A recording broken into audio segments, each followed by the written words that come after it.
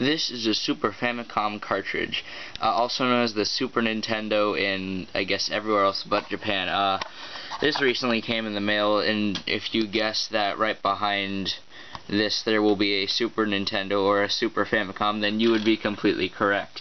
Now this looks, obviously, is a little yellowed. Not sure if it shows up on camera. It doesn't look like it really shows well on camera, but it's quite yellowed. It's actually supposed to be the same color as this cartridge, and even on here you can tell it is not. I might do a video on that later, but I definitely plan it to at least change this color. I can explain how later, but this is not what we're here to talk about today. We are here to talk about this guy right here, Hyperkin SupaBoy. Actually, portable Super Nintendo / Super Famicom. I just turned it on. It's pretty much a Super Nintendo hack that allows you to play Super Nintendo, Super Famicom games. It's really kind of interesting. I had this before I had this, and I've noticed quite a few differences between the two. So I'm here to prove today, is a emulation or a reproduction really as good as the original? Let's find. The first thing you want to know about this guy right here is this does run on hardware. This is this stuffed into this. Also, it can play the Super Nintendo games. I do have Super Mario World. I actually did buy it just for this. While the Famicom, I guess, does not. It has the ability to, but doesn't fit. That doesn't matter, because we are going to be using a Super Famicom game, because I don't have a Super Nintendo. I'm broke right now. So this does run on hardware. You can't really see it from there, but that's the innards of this. Get that straight. It's not an emulation. I believe it runs. Yes, it runs on a rechargeable battery. Don't ask me the specifics. If you're interested in this, go look it up. I'm not your man for that. While the Super Famicom or Super Nintendo obviously does not. It runs on, I believe that is DC. So it's quite the difference. Most of this is just aesthetics. Like on the Super Famicom, you have a Satellaview, or I guess what was supposed to be a Super Nintendo CD extension port. You have no such extension port. There's really no room for it. You would be able to have an AV output, but I have lost mine, and that doesn't matter because this is supposed to be a portable system. So let's get right to it. So we got Donkey Kong in. Before you get mad, say, John, why haven't you bought something to record with? I still have not. You know, again, I'm broke. I don't really need it. But we don't want the cleanest sound either, because let me tell you why. We want to hear sound quality. That's a big difference that I spot between the SupaBoy and the Super Nintendo or Super Famicom, is sound quality. So I'm going to boot up Donkey Kong. Damn rare. I miss when you made good games. And so the console itself is not making that static. If you see it, like the little white pixels,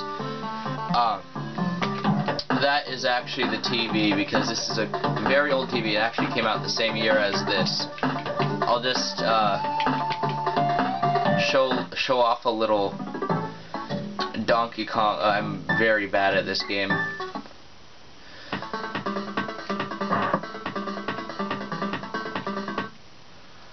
So it sounds like your regular mono TV, correct?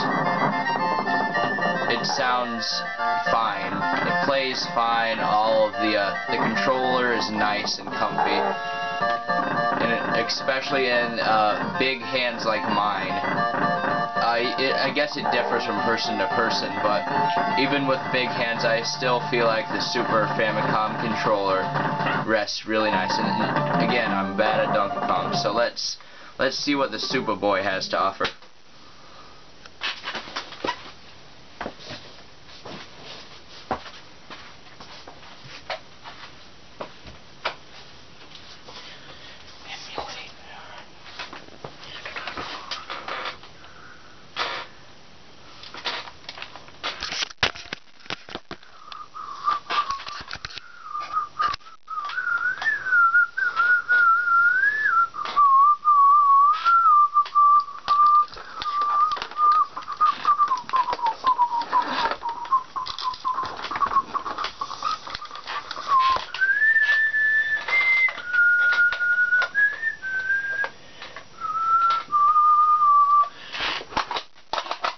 I'm just going to see if it's going to work at all.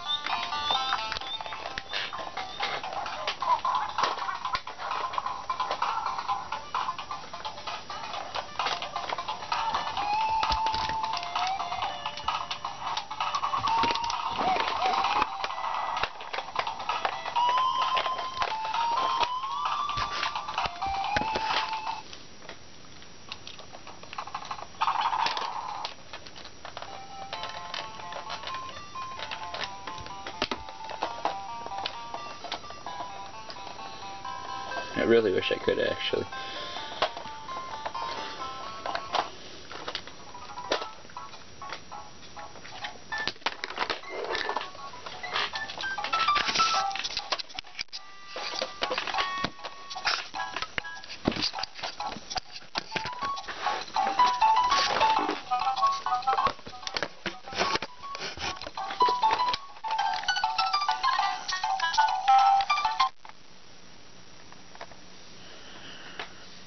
Hello.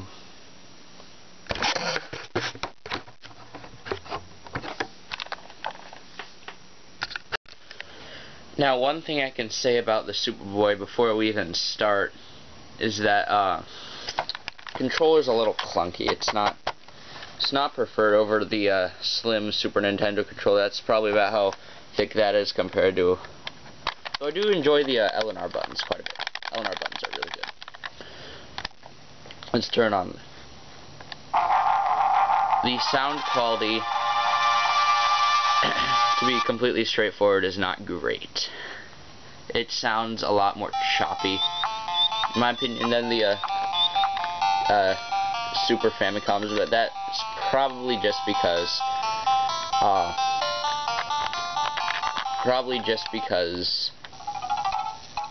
I was running that on a TV. Oh boy, you can see the camera in the background. Hooray for quality. Alright. Let's fight K-Rool. Oh shoot, I didn't mean to do that. Oh, that's okay. We don't necessarily need to see K-Rool again. Oh, here's a... Oh god. This level. Here. See if I can get it. See a little closer, get the glare off. Alright, that's enough of that. You get the point. The graphics look nearly identical, as this is just a TV screen. The sound is not great. Overall, it's fine though. And now on to the conclusion. Now in conclusion, my choice for either one. Here, we can get this guy out of the way. Super Famicom or Super Nintendo SupaBoy. one thing I do want to say is that you shouldn't use emulations. I'm pretty sure I said this earlier, but unless you're playing ROM hacks, and even then, you're still playing pirated games, and that's something you don't want to do, because you're probably not going to get caught in the act, but if you do, that's going to be a lot of money coming out of you. Also, it's just, again, a big fuck you to Nintendo. And to be frank, who wants that? I mean, with the Switch just being shown off, everyone's hyped for that. I've already got mine pre-ordered, by the way. It's just, I mean, it's rude. And while Nintendo isn't really selling those games anymore, the only way you can really get most of these are secondhand. In fact, these are actually quite cheap secondhand. I got this with all the cords and controllers for less than $50. It's pretty good.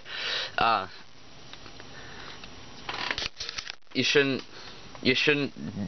just stay away from emulations. That's what I'm gonna say. But in my opinion, I think if you want better quality, if you want to play it on a big screen, this is really the way to go. I mean, plus you can play your Satellaview games on there if you get a Super Famicom. I don't have one of those yet, obviously, or else that would be attached.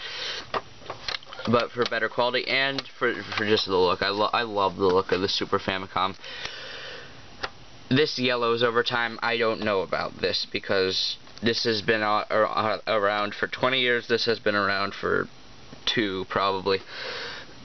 I actually don't remember when I got this. This was a while back. But they have an updated model of SupaBoy S that only runs for $20 more than this. It's supposed to have better sound quality, better video quality.